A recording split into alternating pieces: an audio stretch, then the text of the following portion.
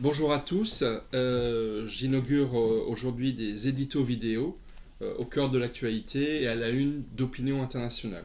Je voulais commencer par revenir sur les propos scandaleux d'Antonio Guterres, secrétaire général des Nations Unies, le 20 septembre dernier à New York.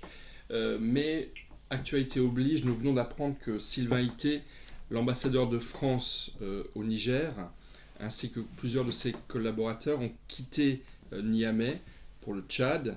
Ce départ sonne un peu le glas de la présence française au Niger, comme on pourrait dire dans une bonne partie du Sahel, Burkina Faso, Mali, autant de pays qui nous avaient appelés à intervenir militairement pour les aider à lutter contre le terrorisme et qui, suite à des coups d'État et par beaucoup de démagogie dont les peuples maliens, nigériens, burkinabés vont très très vite prendre la mesure, nous avaient demandé de les quitter sous prétexte d'emprise française, de France-Afrique, autant de choses qui n'existent plus selon moi en Afrique, et c'est fort heureusement.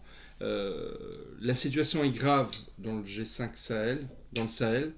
Le terrorisme est de retour. Al-Qaïda, Daesh étaient dans les années 2010 en Syrie et en Irak. Aujourd'hui, ils sont de retour, mais ils sont de retour en Afrique, ils sont de retour au Sahel.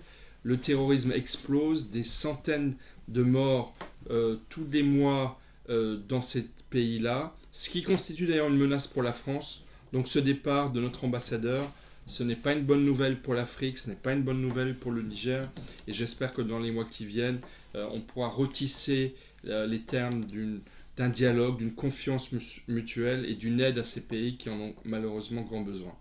Mais là, j'aimerais revenir maintenant sur Antonio Guterres. Ça va aller très très vite.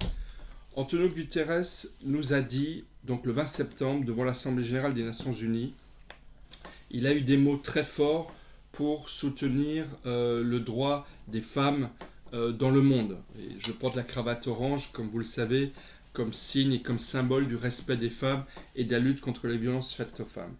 Et il nous a dit que partout à travers le monde, les droits des femmes sont réduits, voire supprimés, leur liberté restreinte.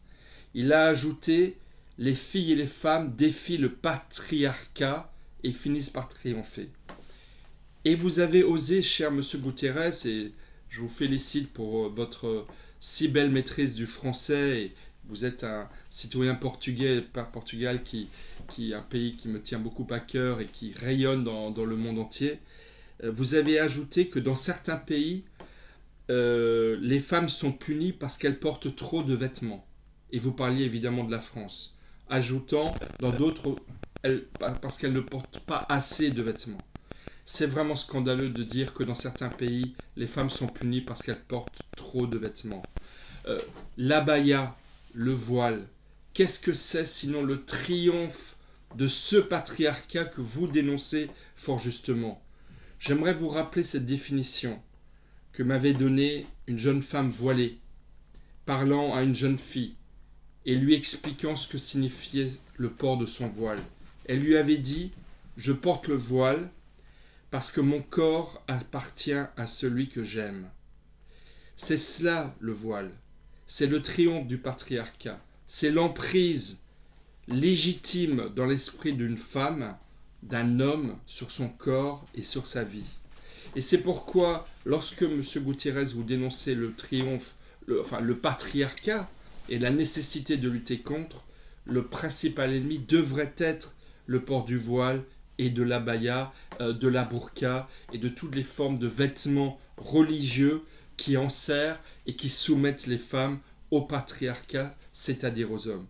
Donc je vous en supplie, M. Guterres, ne comparez pas des pays qui luttent effectivement contre l'abaya et le voile comme des porte-étendards et des avant-gardistes dans la lutte pour l'égalité des femmes et des hommes, et concentrez-vous sur la lutte contre le port de ces vêtements religieux qui, encore une fois, sont le symbole le plus oppressant aujourd'hui de l'emprise du patriarcat sur les femmes. Merci et à demain.